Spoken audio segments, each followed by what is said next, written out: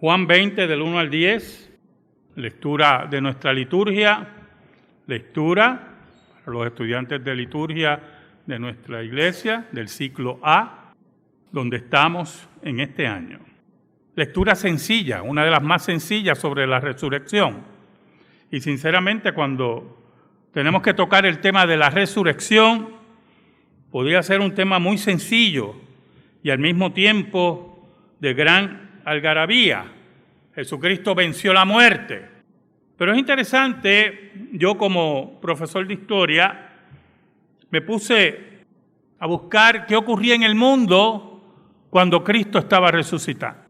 Y siempre hablamos del Imperio Romano. El Imperio Romano que había establecido lo que se conoce como la Pax Romana. Y había llegado a España, a Bretaña, todo el norte de África. Y como un gobierno fuerte, un imperio, y también un imperio que sabía en cierta medida administrar ciertos aspectos de ese imperio, porque para mantener un imperio usted tiene que tener una buena administración. Con un senado, algunas veces emperadores sabios, otros un total desastre. Y mientras eso ocurría en todo ese mundo conocido como el mundo conocido, en la China antigua se iba estableciendo o restableciendo la dinastía Han. Iba sustituyendo a otra. Y en lo que conocemos hoy como América estaba ocurriendo la diversificación cultural en lo que conocemos hoy como Mesoamérica. Los mayas tenían una amplia red de comunicaciones en el momento que Cristo estaba venciendo la muerte. Se comienzan las construcciones de las pirámides del Sol y de la Luna en la ciudad de Teotihuacán, en lo que conocemos hoy como México. En los incas se está estableciendo el período Polchanín. Y en esas dos culturas, o tres, en la Mesoamérica y América como la conocemos hoy, se establecían culto al sol, a la luna, a los animales y sacrificios humanos. Cruentos, terribles, principalmente en lo que posteriormente se conoció como el Imperio Azteca. Por lo tanto, si usted observa, cada parte del mundo, exceptuando Roma, estaba interesada y trabajando en lo suyo. Y el evento de un judío, un joven judío crucificado, como otro ladrón, como miles que fueron crucificados, y el rumor después que a los 3 días de estar crucificado vence la muerte, no llamaba la atención a más nadie que a los que dijo Pedro en la lectura de Hechos, a los que Dios había señalado para que fueran testigos de su resurrección. Por lo tanto, para los sociólogos e historiadores, y se lo digo por estudios, siempre es una intriga cómo el cristianismo se extendió. Oramos. Señor, aquí estamos. Perdónanos. Te hemos sido infiel, pero tú permaneces fiel. Escóndenos bajo la sombra de la cruz y que tu nombre, solo tu nombre sea proclamado. Llega al corazón de aquellos que son tuyos y todavía no están en el redil, y sálvalos. Fortalece a tu iglesia por medio de la tumba vacía y que tu nombre sea proclamado. Por Cristo Jesús. Amén y amén. Y embuido así en la historia, que fue lo que siempre me interesó, el Señor me salva a los 15 años y tenía una fe bastante experiencial, una fe que tenía que ser alimentada culto tras culto por experiencias místicas, pietismo y emociones. Por lo tanto, regularmente ese tipo de cristianismo tiende a ser endeble, muy endeble. Porque la vida cristiana no es enajenarte. La vida cristiana es enfrentar al mundo, enfrentar los argumentos del mundo, enfrentar a aquellos que odian a Cristo, enfrentar a aquellos que odian a Dios, enfrentar a aquellos que posiblemente dicen que aman a Dios, pero no quieren vivir como Cristo dice, enfrentar a aquellos que han creado un Cristo y lo adoran y no es conforme a la Escritura. Por lo tanto, el mundo era muy complejo, siempre ha sido muy complejo. Y me llamaba mucho la atención el concepto de la resurrección de Cristo. Por lo tanto, empecé a buscar en las librerías libros sobre la resurrección de Cristo. Porque el problema con la resurrección de Cristo, escuche bien, el que está aquí, es que los muertos no resucitan. Así de sencillo es esto, yo hermano. Los muertos no resucitan. Como las vírgenes tampoco paren. Y por lo tanto, yo tenía que ver cuáles eran las razones para que el cristianismo se extendiera y por qué la gente era capaz de dar su vida por ese judío. Y empecé a estudiar la resurrección del Señor. Y encontré varios detalles. Número 1, la fe cristiana reclama ser una fe histórica.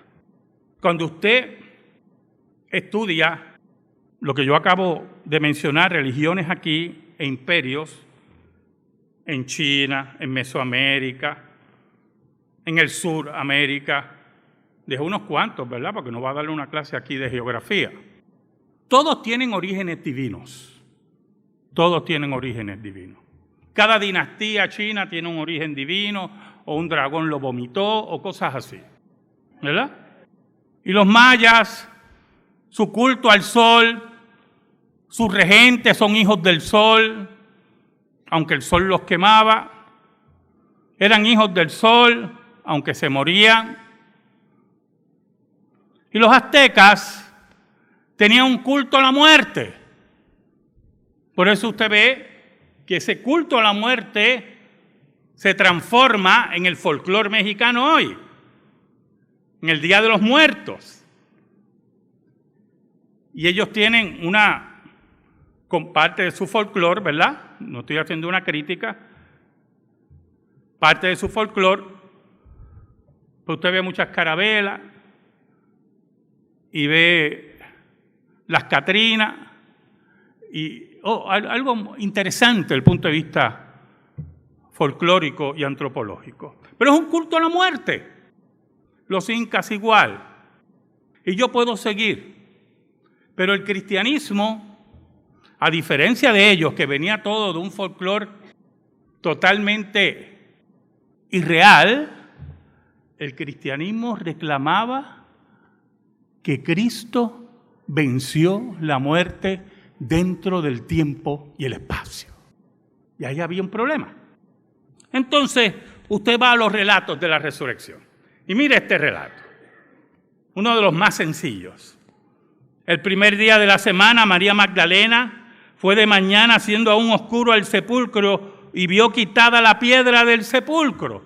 María Magdalena, que amaba profundamente a Jesús, esa que Jesús había salvado de una vida sórdida, esa que había encontrado la más grande esperanza y la vida en el Maestro, iba al sepulcro a darle las últimas honras. En otros evangelios nos dice que fue acompañada con otras mujeres. Pero Juan, como buen periodista, quiere hablar de María Magdalena y su experiencia. Y otros evangelios nos dice que iba preocupada al sepulcro por la roca que estaba frente al sepulcro, por la piedra que estaba frente al sepulcro. Y había dos características en esa piedra. Número 1, era muy grande. Muy grande. Y número 2, tenía el sello romano.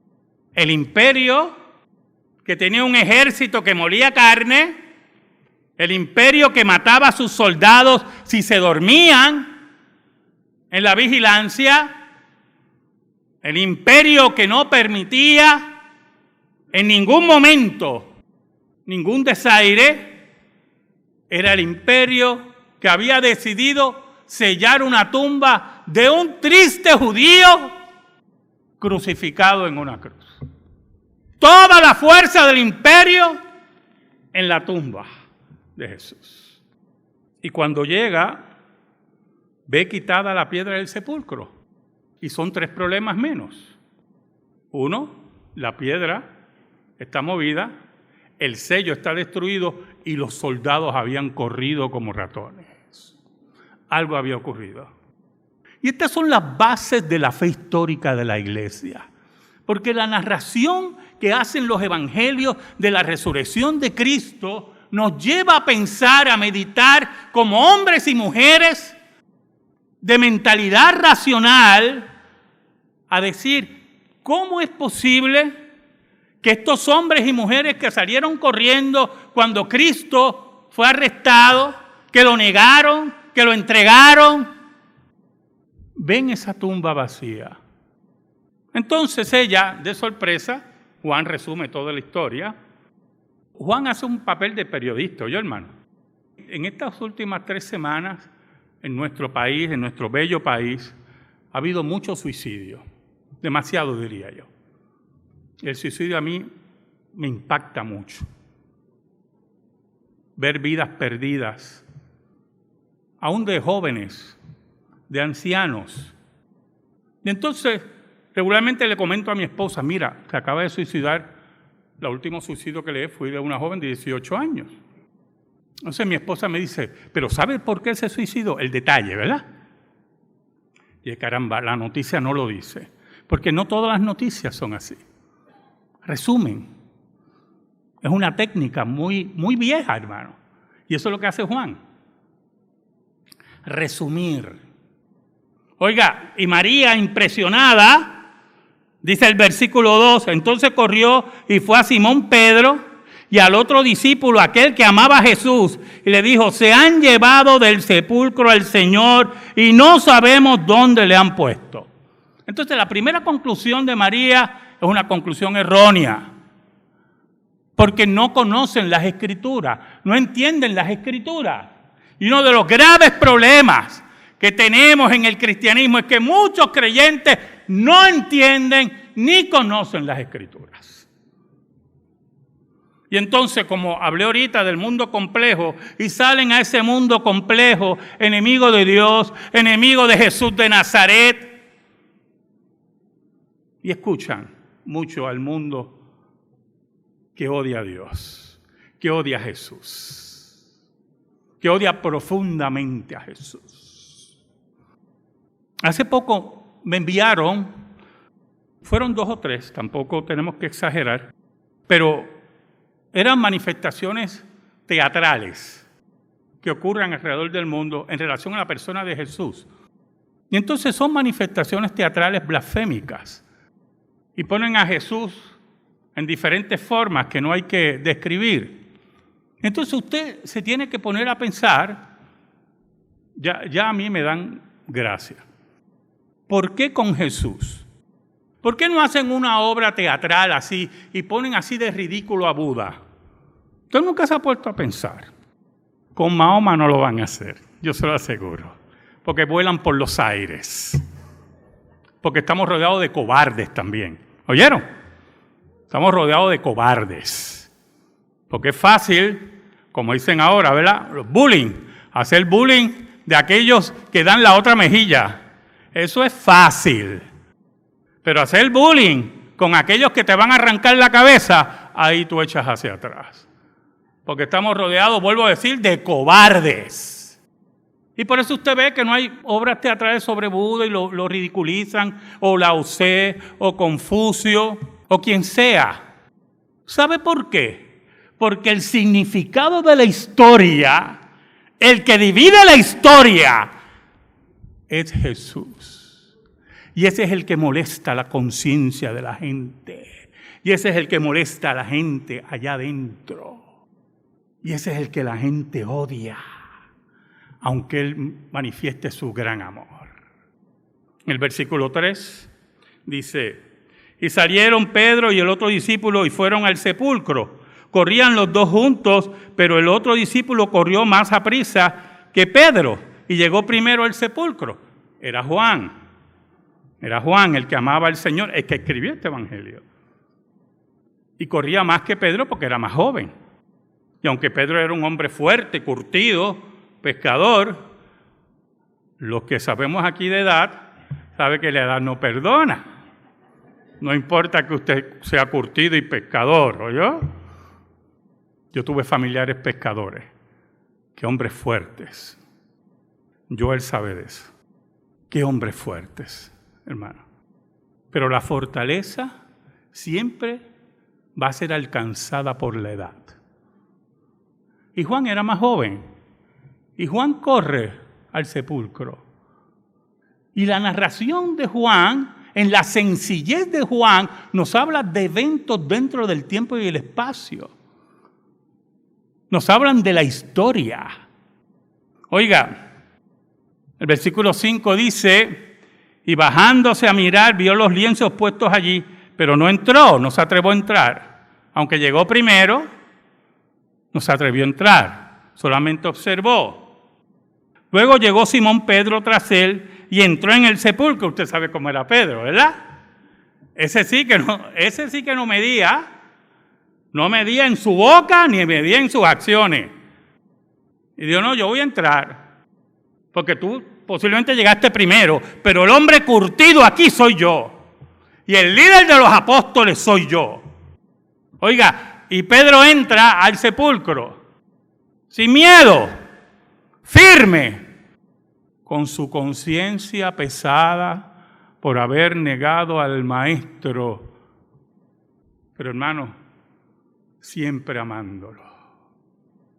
Cuando le damos las espaldas a nuestro Dios y pecamos, y el Espíritu de Dios nos redarguye, somos como Pedro. Señor, perdónanos, pero siempre te amamos. Ahora, es importante ese versículo 6 y 7, en la construcción del griego. Dice: luego llegó Simón tras él, entró en el sepulcro y vio los lienzos puestos allí, y el sudario, que era lo que cubría su cabeza, que había estado sobre la cabeza de Jesús, no puesto con los lienzos, sino enrollado en un lugar aparte. Entonces, la construcción en griego lo que te está diciendo, y mira qué sencillo es esto, lo que básicamente te está diciendo es que los lienzos, Jesús estaba puesto allí, y Cristo desaparece, traspasa los lienzos. Y por lo tanto, el sudario quedó a la distancia, quedaba con su cabeza y el resto del cuerpo. O sea, era una imagen increíble. No era una imagen de un robo. Porque el que iba a robar se lo roba completo, con todo como estaba envuelto, o comete el gravísimo error, escuche bien, el gravísimo error de desenvolverlo para llevárselo. Y entonces, el otro problema que había es que las especias que habían utilizado originalmente con Jesús, los perfumes, y que se tenían que completar, servían también como un tipo de pegamento. Por lo tanto, cuando hay religiones que niegan la resurrección de Cristo y nos dicen que Cristo se desmayó en la cruz y con el frío de la tumba fue que despertó, y entonces ahí se levantó, no es broma, no estoy bromeando, así dicen, y entonces movió la roca, que tiene un sello romano y tiene una vigilancia de soldados, y de ahí, con sus heridas, llegó a la India. Mire, eso es tener más fe que en la resurrección, ¿oyó? Eso es tener más fe que en la resurrección. Entonces usted imagínese al maestro envuelto, se levanta, ¿qué pasó aquí? Y ve la roca, entonces, me imagino que con el hombrito, ¿verdad? Todas esas estupideces y tonterías que oímos todos los días en contra de la resurrección. Pero eso no es lo que dice el Evangelio. Y mientras todo eso ocurría, Mientras todos esos eventos ocurrían allí, en Jerusalén, en un lugar pequeño, con una soldadesca romana, en China subía otra dinastía, en Mesoamérica los mayas se consolidaban, en Sudamérica surgían culturas que después se iban a convertir en el imperio inca, en la India ocurrían otros fenómenos y allí en esa esquinita Dios estaba venciendo la muerte. Entonces esa es la pregunta que usted tiene que hacerse. ¿Y cómo es posible que ese evento cubrió el mundo? Oiga, entonces, mire el versículo 8. Entró también el otro discípulo que había venido primero al sepulcro, vio y creyó. Entonces Juan ahí tomó valentía. Cuando vio a Pedro salir, vio a Pedro entrar y no vio que se murió, entonces él se atrevió a entrar. Y cuando vio toda la escena, no necesitaba ver a Jesús. Él solamente vio la escena y creyó. Porque bienaventurados los que no vieron y creyeron. Y a base de ese versículo, hermanos, nosotros que estamos aquí, que creemos que Cristo venció la muerte, no lo tenemos que ver. La historia está ahí. Oiga, por eso el versículo 9, mire cómo dice. Porque aún no habían entendido la Escritura, que era necesario que Él resucitase de los muertos. ¿Cuántas veces Jesús le dijo que iba a resucitar? Oh, hermano, los evangelios registran decenas de veces. Pero recuerde que los evangelios no registran toda la vida de Jesús. Fueron 3 años y medio. ¿Usted cree que Jesús solamente resucitó a 3 muertos? No, hermano. ¿Usted cree que Jesús solamente sanó a 6 ciegos? No, hermano. ¿Usted cree que Jesús solamente habló lo que hay en los evangelios? No, hermano. Juan es claro en eso. Jesús dijo, hizo muchas cosas, pero las que están, dice, las que están son las que nosotros necesitamos, para que creáis que Jesucristo es el Hijo de Dios y tengan vida eterna. Y entonces empezaron a entender las Escrituras y empezaron a entender el evento histórico de la resurrección. Y esos hombres que fueron cobardes, esos hombres que corrieron, que abandonaron todo, que no estaban dispuestos a morir por lo que ellos consideraban ya una ilusión, de momento se convirtieron en los campeones de la fe. El versículo 10 dice, y volvieron los discípulos a los suyos. Y ahí empezó la predicación del evangelio, con los suyos, con los de su casa. Y estos hombres se convirtieron en hombres valientes. Hemos visto a Cristo resucitado, hemos visto la tumba vacía y Jesús empezó a aparecérsele. Y empezó a hablarle y empezó a enseñarle, muévanse por el mundo. Y estuvieron dispuestos a morir por la verdad del evangelio y por haber visto a Cristo resucitado. Ningún cobarde muere por la mentira. Y mucho menos por esa mentira. Y usted dirá, ¿por qué? Bueno, mire la gran mentira que ellos estaban regando. Que el judío que había sido crucificado, que había muerto, a los 3 días volvió a la vida. Y esa mentira, porque era una mentira, ellos se sentaron, porque es lo más lógico, ¿verdad? Si no es la verdad, vamos a planear esto. Pero cuando usted planea un tipo de religión como esa, ¿es para hacerse rico o no? ¿O usted va a arriesgar su vida por 5 centavos, por una mentira? ¿Y qué pasó con los discípulos? ¿Usted quiere oír la vida de los discípulos? ¿Cómo murió Pedro? Crucificado porque vio a Cristo resucitado. ¿Cómo murió Pablo? Pablo le cortaron la cabeza porque vio a Cristo resucitado. ¿Cómo murió Santiago?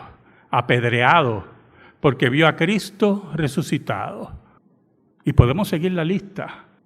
Y todos murieron proclamando que Cristo había resucitado. Y esa fe por el Espíritu de Dios se fue depositando en otros hombres y mujeres. Y muchos de ellos vieron a Cristo, pero otros no. Pero sabían y tenían la convicción que el cristianismo era una fe histórica, que Cristo había vencido la muerte dentro del tiempo y el espacio, y estaban dispuestos a morir por Jesucristo. Y allí, en medio del Imperio Romano, allí en medio del paganismo, allí en medio de la mentira y el error, los cristianos proclamaban que Cristo había resucitado. Y Nerón, ese muchacho brillante, decide llevar a los cristianos al circo, decide llevar a los cristianos al Coliseo, para que murieran en las fauces de los leones, para que murieran quemados. Y Nerón se sorprendía, como dice la historia, porque ellos allí en medio del circo, allí en medio del Coliseo, ante los leones, se ponían a cantarle a Cristo. Y Nerón no le entendía. ¿Por qué esta gente canta? Y el Imperio Romano empezó a escuchar, y la gente que estaba en el paganismo se dieron cuenta que el paganismo no servía para nada. Y encontraron en Cristo la esperanza y la vida que nada te lo puede dar. Y llegó a los soldados romanos, y llegó a la corte de César, y llegó a los comerciantes, y llegó a la ama de casa, y llegó al pater romano. Y por todos lados la gente empezó a abrazar la fe cristiana. Y los emperadores no sabían qué hacer. Y veían hombres y mujeres que eran retados para que dijeran que el César era Señor. Y ellos decían, no, Cristo es el Señor. Cristo está vivo. Este año me propuse ver nuevamente películas clásicas que ya no las quieren dar, ¿verdad? Aunque hubieron 2 o 3 canales que se dignaron ofrecer algo. Quería ver Ben-Hur de nuevo, creo que es la 50 vez que la veo. Era la película preferida también de mi padre.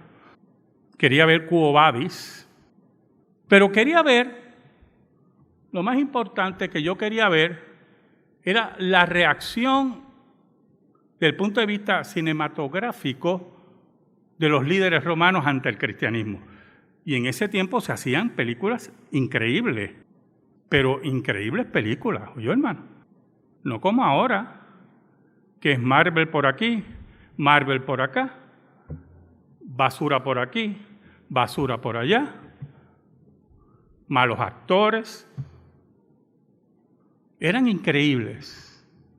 Y entonces yo en mi casa veía cómo los directores de películas habían estudiado los eventos. Y cuando yo veía a los emperadores hablando en contra del cristianismo, hablando que iban a extirpar el cristianismo y vamos a acabar con estos, y le ponían diferentes nombres, los nazarenos, los del camino, cristianos, pero la afirmación desde el Imperio Romano de que iban a acabar con el cristianismo. Yo decía en mi casa, yo solo, hablando, que si alguien pasaba, debe estar hablando, ¿verdad? Porque ahora ya esa locura ha pasado. Si usted ve a alguien hablando por la calle, ya usted sabe que no es loco, que está hablando con el celular. Pero en mi tiempo, usted estaba loco. Oiga, y yo decía en mi casa, a voz de cuello, ¿dónde está el Imperio Romano? ¿Dónde están los Césares? ¿Dónde están sus soldados? ¿Dónde está el Imperio Azteca? ¿Dónde están los mayas? ¿Dónde están los incas? ¿Dónde está la Unión Soviética? ¿Dónde, hermanos? ¿Dónde está la China de Mao, que mató a tantos creyentes? ¿Dónde están? ¿Dónde está el muro de Berlín? ¿Dónde está el nacionalsocialismo? Los nazis que querían destruir la fibra de la reforma en Alemania. ¿Dónde están, hermano? Hay una sola razón. Hay una sola razón, hermano. Nosotros sabemos, tenemos la convicción que Cristo ha resucitado. Y si Cristo resucitó, ¿qué necesitamos? Amén. Gracias te damos, Señor. Y te pedimos, Señor, en el nombre de Jesús, que esta palabra quede impregnada en nuestra vida y en nuestro corazón. Por Cristo Jesús oramos. Amén y amén. Estamos en silencio, hermano, estamos en comunión.